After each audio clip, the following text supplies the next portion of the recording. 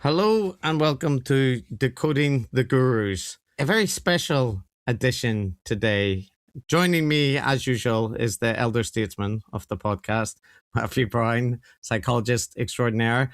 Though this time, he's not the only legitimate and I'm Chris. Yeah, I'm an anthropologist / psychologist, right? But everybody knows that. The other thing is, lurking in the shadows, summoned a secret cabal of superstar psychology podcasters has gathered in our little decoding cloister. I summoned them today under the instructions of the arch wizard Paul Bloom. He conducts everything from afar, and we have summoned the superstars of the psychology podcasting world to take stock of things. Now, the majority could not attend because they had better things to do. So, you might be like, well, what about all these other people? But we have with us Dave Pizarro from the Very Bad Wizards and Michael Inzlicht, formerly, but still sort of honorary two psychologists, Four Beers. Both psychologists.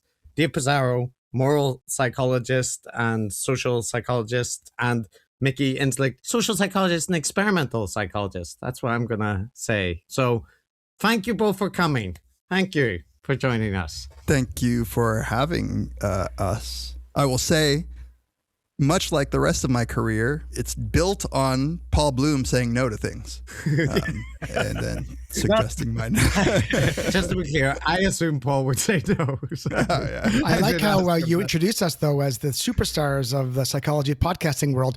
I think this is it. I think we're it. I'm not sure there's too many others. It's a small pond, but the four of us are big fish. I mean, Scott Barry Kaufman stopped doing his. That's true. The pie just got bigger for us.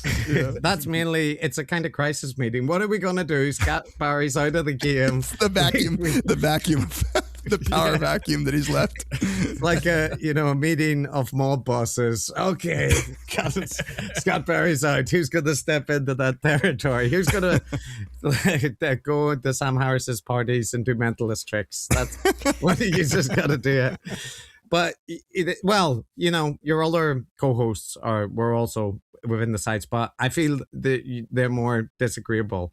I'm not likely to say yes. This is more disagreeable. I mean, because Tamler, maybe. Yoel's a pushew. Yoel is definitely not a disagreeable guy. Oh, yeah, maybe it's just his cancellation makes him seem like more debonair. Right. Yoel shares a thing with Tamler, which is they care less about what people think than I do.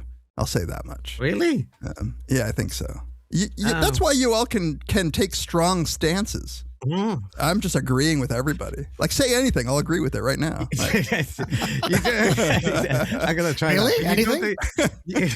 You don't agree with Tamler though all the time. No, that's true. That's true.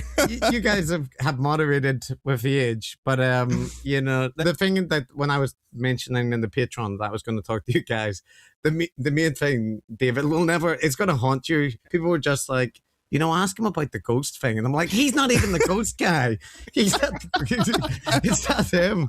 I know. I get Tamler shrapnel. It's like crazy, I actually think if that is the lasting memory of a Very Bad Wizards, I think that's something to be proud of.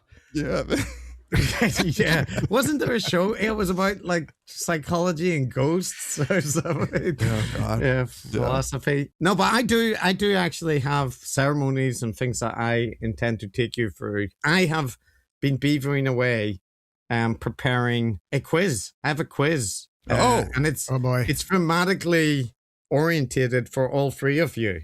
Right. Ooh. Okay. See? Look at this. I'm nervous now. I didn't know there's going to be a test. We just hop on and Chris has done all the work. Yeah, that's that. Matt, familiar with this? This does feel familiar. You guys should know that usually when we do quizzes, it's me versus Chris, and someone like Helen has posed the quiz, and it's very, very unfair because although Chris struggles with abstract and conceptual thinking, when it comes to basic facts, he's got a mind like a steel trap. Ooh, whereas, I dwell in the realm of, ideas more. So he always wins.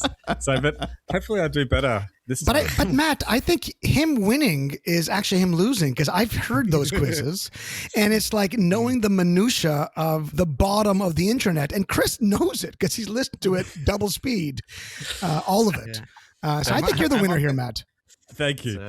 That's right. I see his mind as like a very cluttered room, like a hoarder. You know, someone that's got a pathology. You know, just rooms and rooms filled with boxes and little bits of newspapers and stuff. That's Chris's mind. That's slanderous. But I've got a question for you so-called psychologists. Are any of you teaching introductory statistics courses for psychologists this year? Is that on your docket? Above my pay grade. Above your pay grade? No. I just mentioned because I might have been teaching the introductory statistics course for psychologists. Wow. Japan. So you know about means and standard deviations. That's right. I mean, if you've got some questions about regressions, that's right. But is it a Z test or a Z test? Which one? Wait, what is it? It's Z test. That's right. Don't ask Matt. He'll be like, Z score, I should say. Z score. Fisher's R to Z. That doesn't sound right. It's a math test. And I'm Chris's go-to. This is the price I pay for being the co-host, where he just comes to me, Matt, I'm teaching, I don't know, whatever. Correlation. For regression with covariant controls. Now, how did that work exactly? Just give me the gist. You guys have why an Google experience. it? Why ask an AI when you can just pick up the phone and call me? You guys have an experience because I cut it out. But Matt has attempted on several occasions to explain concepts where it's like, oh, this will be a really simple explanation that, let me explain degrees of freedom. And we spent like 40 minutes talking about degrees of freedom. Okay, I've got to run this past you guys because I tried to illustrate the idea as look, it's like imagine an airplane. It can be oriented in different directions. It can be pointing this way, or it can rotate this way. So it's got even in one spot, it's got like 3 degrees of freedom. Pitch and yaw, pitch and yaw, that kind of stuff. That's right. And Chris is going like, but what kind of airplane is it? And I go, no, that's not true. That is the mind of a concrete thinker right there. Was it a Cessna? I don't understand. Look, Dave, you got the thing there. So like Matt's illustration where it's like, this is simple, right? Already you've got pitch and yaw. And I was Is it moving in 2 dimensions? The metaphor is supposed to be simpler than the concept that it's attempting to explain. Okay, but I've got a question that if anyone asked me, I would be like in fear of my life. Like I can't explain it. Like, what is a p-value? Say it without thinking too much. I know, because I know it's one of those things where no matter how many times you read it, or it's the probability of making errors, right? Hey. I think it's a problem. It's the probability of observing a statistic under the null hypothesis. Yeah. In a universe where the effect doesn't exist, what are the chances that you observed this? Yeah. But there's no better rage bait for statisticians than to say it's like the odds that this finding was due to pure chance. It's like 5% chance to be wrong. That's it. Exactly. I mean, and this is what gets Bayesians all hot under the collar, right? Because they want to be. We need the probability of the model, not the probability of the data. It's like, it's the same thing. It's roughly, it's direction. It's fine. Don't worry about it. This is like, when teaching statistics or something like that, there's like the level for undergraduates, right? But there's always like, whenever I was preparing this stuff, because I had to prepare the stuff for this course this year, I, did all this like additional research, right? To be like epic. And then Bessel's correction, right? Bessel's correction, right? And so like the easy way is just say like n take away 1, right? Just do that if it's a sample and it's not the population. But then someone is always like, but why? And you're like, well, okay, let's try it. And somebody came up to me in the break and was like talking to me about Bessel's, like the philosophical statistical reasoning behind Bessel's correction. And that thing where you're like, I'm pretty sure this is correct, but like I have to answer confidently, but not say something that's completely wrong. So yeah, I think I walked that tightrope. But how would you have done that? Would you have answered that? Like I would have given another metaphor. I would have given. It's like a submarine. Well,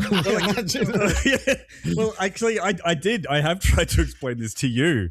And I encouraged you to imagine a situation where you just have 2 points and you're calculating the mean. Underwater. Right? And then, once you have the mean, it's kind of like 1 degree of freedom's been used up. Like it's not. I know this. All right. I know this.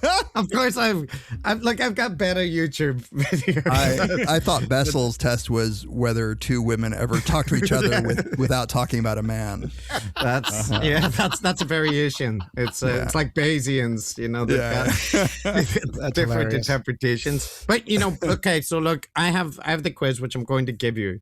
But before that, there was also 2 general big picture questions, right? That I wanted to put to both of you as peers in our field, right? 3. There's 3 of us. Yeah, the 3 of you. There are. But I'm ignoring Matt really for this purpose. But like Dave, I checked and your podcast started in 2012. Yeah. Now Mickey, right. You're Johnny come lately like us, but you're still earlier than us, right? So in that time, you've been around the block. We've all had Sam Harris on our podcast. We've all done that. But how are you feeling about the state of podcasting or psychology podcasting, academic themed podcasting in general? Is it tired? Are we in late stage psychology podcasting now, or is this the golden era where you're afraid of the newcomers coming up with their hot shows like us?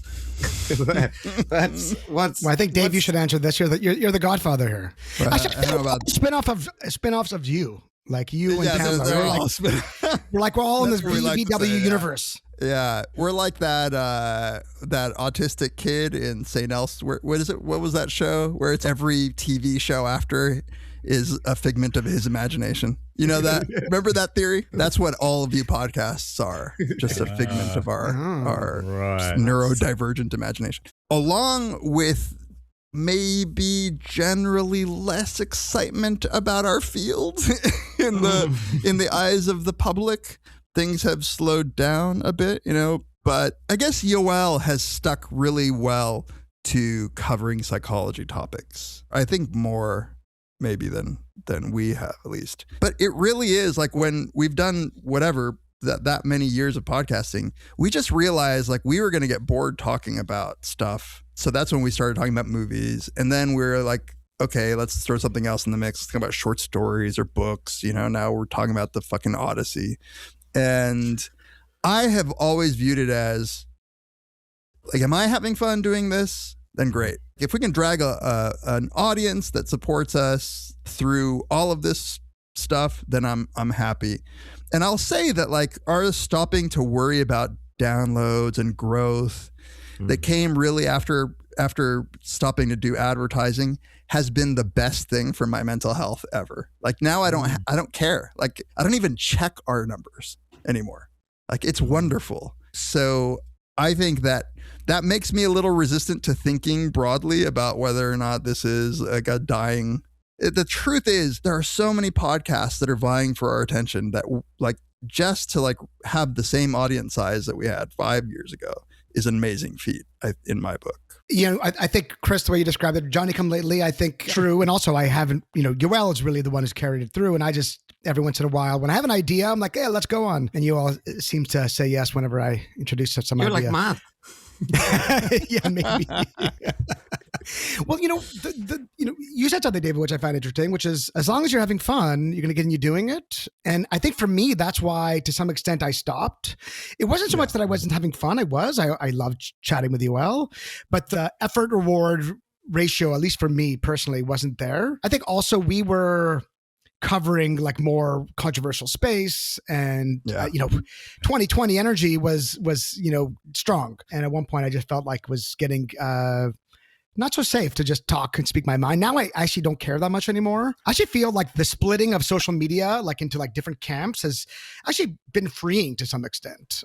So I'm much less concerned about, someone being angry on Blue Sky. Like who fucking cares about Blue Sky? Right. Yeah. Shout into the void, buddy. Yeah, exactly. Cancel this. Yeah. But I still today, even though I'm like really like hardly ever podcasting anymore, when I go to any conference, people talk to me first and foremost about the podcast, more than any of my projects, which is like somewhat deflated because I work a lot harder on the projects that I do on the podcast. But it's really powerful, and I still think it is. But Chris, I want to know, I want to understand the origin of this question. And clearly, do you think that we're kind of like we're past peak podcasting, psychology podcasting at least? Yeah, I want to hear that. But before you answer, Chris, I just wanted to say one thing just to like not be misleading, because as Mickey said, the reward to like effort ratio, honestly, if we weren't making money, I would have stopped a long time ago, because it's a lot of work. But if it were making money and not fun, I would have stopped too. It needs two conditions. I just want to say, Dave, that the refreshing thing about you saying that is like me and Matt have been ranting recently that like all the people we cover are making an insane amount of, we're not complaining about that, but we're complaining that they make an insane amount of money, and then they present it that is the least important aspect. My God, yeah. Like what it's about is the mission, the subscribe to my channel and we might just get through this. We might, there's a chance we'll change the law. And, Matt and I have been very clear from the start, just like you said there, and Mickey, you described that, like, it's fun for us. That's why we're primarily doing it. And if it wasn't, we would have lost motivation a long time ago. So it's just also refreshing to hear someone like where you still enjoy it, but you're like, and it's really nice, to get paid by people for it, because it's so rare to hear people kind of acknowledge that does help, right? I have an actual amount in my head that if I stop making that much, then both Tamler and I are like, yeah, then it won't be worth it. Wow, that's like, good. It's like Eric Weinstein.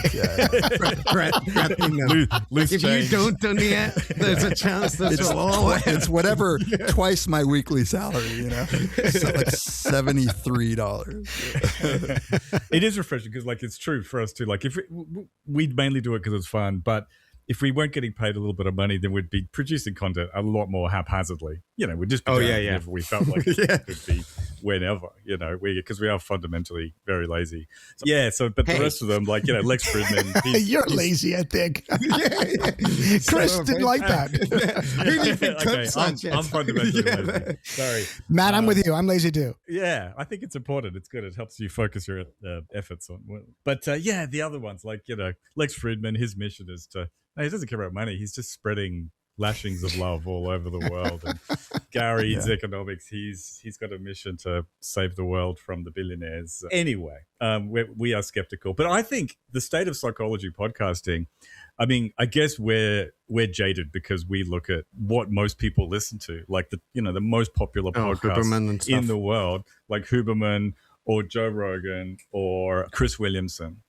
And their content is constantly sprinkled with pop psychology, right? They love it.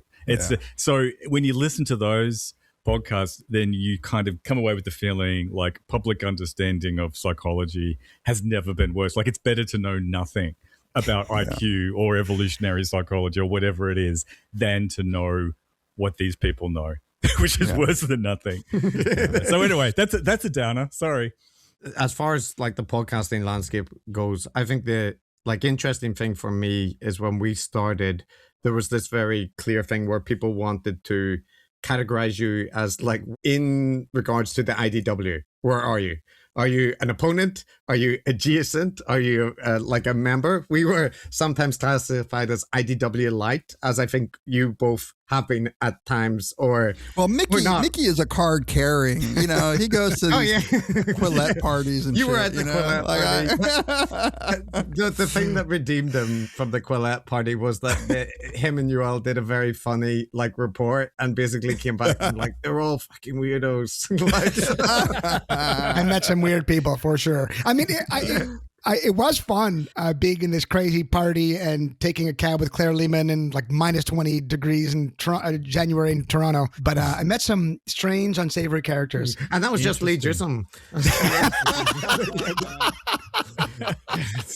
That's interesting because I've got a friend, Iona Italia, who is definitely much more. And they're at Quilette now. Yeah. She works there now. She's constantly hanging out at Quilette parties. And I mean, she's much more IDW adjacent than me, but I've seen a lot of photos and I I was just curious. Are they weirdos or are they normies? And I think you're helping resolve that a little bit for me. Can I also mention it did remind me of the old spirit of Twitter and pylons and whatnot, that recently on our subreddit somebody had dug out and went like, what is the relationship between the podcast and Iona Italia, the person that Matt just mentioned, right? And Quilette, right? Right. And for this, they had dug up my tweets, like 2 or 3 tweets where Iona had mentioned me, and she was mostly complaining about things I'd said about Sam Harris. That was the thing. But this was presented like, look at this connection, right? They're kind of like, there's a subtle connection. And the thing is, Iona has a rather contentious relationship with me. I wouldn't say I'm her favorite person, to put it mildly. She's blocked me on several occasions. I can't imagine anybody who wouldn't like you. Especially I know. But the thing that got me was like the Twitter archaeologist that had done that had not noted that Matt had all these, very open interactions. I think they even skinny dipped together. Look at that. Yeah. I did not want to know that. But I cannot erase that image from my mind now. Now I'm like Homer, like stupid, sexy Matt, like just thinking about Matt skinny dipping. But the thing is that Matt seems to get away with it. Like, people don't seem to, but like, he just is accepted that he. I mean, this is Paul Bloom's Teflon. Oh yeah, he's Paul Bloom. Paul Bloom is like fucking magic, man. Yeah. He could have hung out with Jeffrey Epstein, and people would be like, but you gotta love Paul. He did not hang out with Jeffrey Epstein. I highlighted that Paul did an interview with Diana Fleshman, right, and it was put up on the Race Science blog that. I don't know if it still exists. Aporia. Yeah. But we were very clear when we were talking about that. Like, even when we're talking about Paul, we like Paul and stuff. I was still like, we got to make sure that we're not saying it in a super negative way, right? And like, I talked to Paul about it, but like, that's the thing with, if I was talking about you two, I wouldn't mind being like, yeah, and I think Dave's into race science, so that makes that makes sense that he would appear there. Yeah, but, it is. But with Paul, backstory about that is that he recorded that podcast like a year earlier, and it was I think he was surprised that it got posted later. Here I am defending Paul, but I want to. I love Paul. See, you're doing my it. neighbor. And Diana Fleischman as well. Like, so the thing is, Aporia offered me a paid blogging position, which I mentioned as well, right? Just to highlight. You think race is nothing but a social construct, whereas I'm like, give me your 23andMe if you want me to talk to you.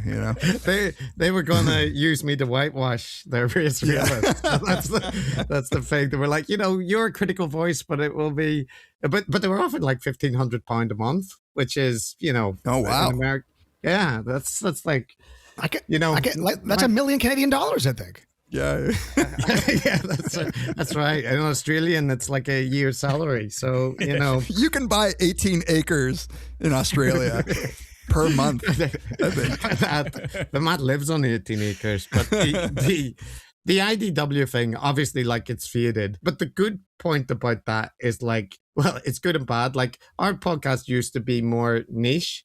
And now it's like all the people we're talking about are hanging around with Trump or like, on the TV appointed health director or whatever. Right. And so now the bar has gotten really low. And people in the IDW, went in, as we've covered endlessly with the Weinsteins and whatnot, they went into completely mental spaces where initially, Jordan Peterson and whatnot were holding on the veneers of respectability. But now it feels like that there's not really that question anymore because everybody's busy. Like, who's complaining about Quilette these days? Right.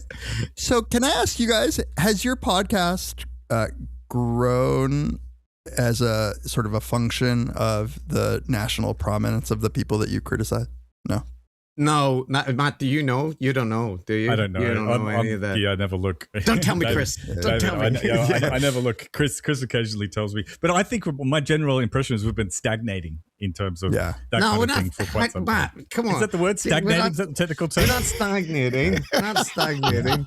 We just had we had a significant period of growth, mainly when I And now you're dead. Yeah. making more efforts. Like it was basically when we took out the banter and put it into a separate like bonus podcast. But after that, it's just the same trajectory. So it doesn't really matter. I mean, if we do an episode where if we had Sam Harris or something on again, we get a bunch of downloads for that episode, but it doesn't translate into like... But it's totally fine. Like what you said before, David, is exactly right and exactly how we approach it, which is when we're looking to, talk to someone, like we want to talk to Julian Rohrer, for instance, about science and epistemology and stuff like that. That's who we're keen to talk to next. And it's like, we don't care. Like, is that gonna juice the numbers? Is that gonna be hot? Is it, of course not, right? We don't care. It's liberating. But hey, don't speak down, Julia. She's a very good guest. She's great.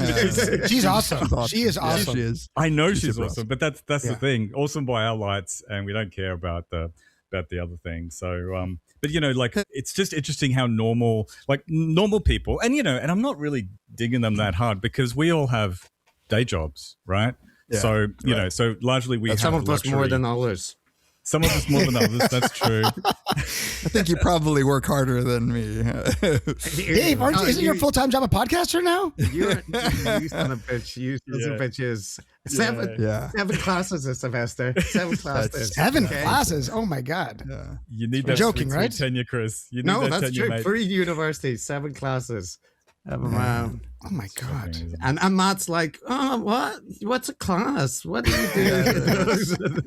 You mean your load is like 1 and 1 and 1 and 1 and 1? Wait, how many ones do you have? No, don't you have like grad students that do that for you?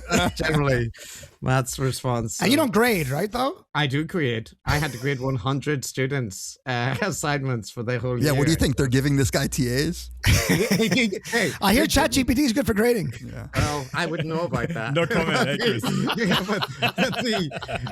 The TAs that I got were overworked to the point of refusing to grade assignments. So that was a problem. But yeah, why was I complaining about my? Yeah, so Mike, you said we all have jobs. And I agree. That's right. Which gives us the luxury not to be like that. But most podcasts are it's a small business. It doesn't matter if you're super successful or not. And so you have to understand it from their point of view. But they do have 100% focus on what is going to maximize clicks and downloads and subscriptions and all that stuff. And same goes with their decisions about advertising. You know what I mean? Everyone's doing the cheesy voiceover reads, and it's so jarring to hear someone like Jordan Peterson go straight from railing against, incipient socialism or something like that to, now MeUndies, they'll keep you stuck in, right? At least with the Kratom advertisements, Dave, I knew you were doing the Kratom. Right. Exactly. We true to form. Yeah. I would endorse a whiskey. I want to get approached if there's any whiskey distilleries, any managers of whiskey distilleries, anyone listening. I would endorse that. I would do it. Yeah. A mechanical keyboard reached out to us and asked. I'd endorse that. Yeah, I said I'll endorse it. I responded to them and they just didn't reply. And I was like, what? Like he responded too fast. Yeah, we don't want anybody who wants us. Yeah. I'll take anything. I'll take, whatever. Just send me a keyboard. But yeah. So we're very content. And actually, Dave, I'll mention that it was from talking to you, because when we started the podcast, I asked you and Mickey about what are downloads? Like what's not what are downloads, but like what is the reason? It's like a plane in like 3-dimensional space. But I remember that like when we started, Mickey, I think you said if you get the 10 episodes, then that'll you'll probably stick around. And then the other thing, Dave, that I heard you and Tamler talk about, I can't remember if it was on the air if you told me privately, but whichever way, was like that you guys would kind of note the temperature in your audience, and if they got kind of like hyped up about culture war stuff, that you would like hit them with like a philosophy article or whatever. Like some Kafka or something, something just to like completely like we just wanted to lose those people for a bit. you know? Yeah. And that's something we have really lived by, which is like when people think, you know, that we are the anti, you know, like IDW style podcast or whatever, then we've tried to like put someone that's intentionally going to annoy people that are only interested in that, right? Like Chomsky or Naomi Klein or that kind of thing. And that's been very good because it means that you do get people who are like, oh, you know, screw these guys. I thought they were on my team and we're not. But in the long run, it's so much more enjoyable because having those people in your audience, I think, is incredibly annoying. Yeah. Like if you're heeding what they want you to do. So there you go. So this is your strategy for how to combat audience capture. Yes. Yeah. Endlessly disappoint them every chance you get. That's the thing. Between Psychologists Four Beers, I don't think we had that problem. You were full heterodox. Yeah, exactly. Just went in whatever we felt like doing. But I found with my Substack, it's actually quite interesting because the stuff that I like is completely different than the stuff than what gets lots of downloads. And I've struggled with trying to make sure I get that balance right. Still want to write stuff that I like, but also, you know, I don't want to completely not give my audience what they want. And in my case, what they want is just science. So it's like I'm virtuous. A subscriber. I like the gossip about the conferences. You want to hear what I really think of that conference? Sign up here. Oh, what did he really think? The conference. Yes. You and Paul Bloom have good paywalls where, you know, it's just enough to be like, oh, he's going to say something spicy. And then like... They don't have ALA level paywalls though. Oh yeah, that's right. Not yet. Give it a year. So, well, that's good. That's good. You've satisfied my curiosity about that, and I feel I've eased you in. You're all comfortable now. You're relaxed, and now you're ready. You're prepared for the Replication Crisis Christmas quiz.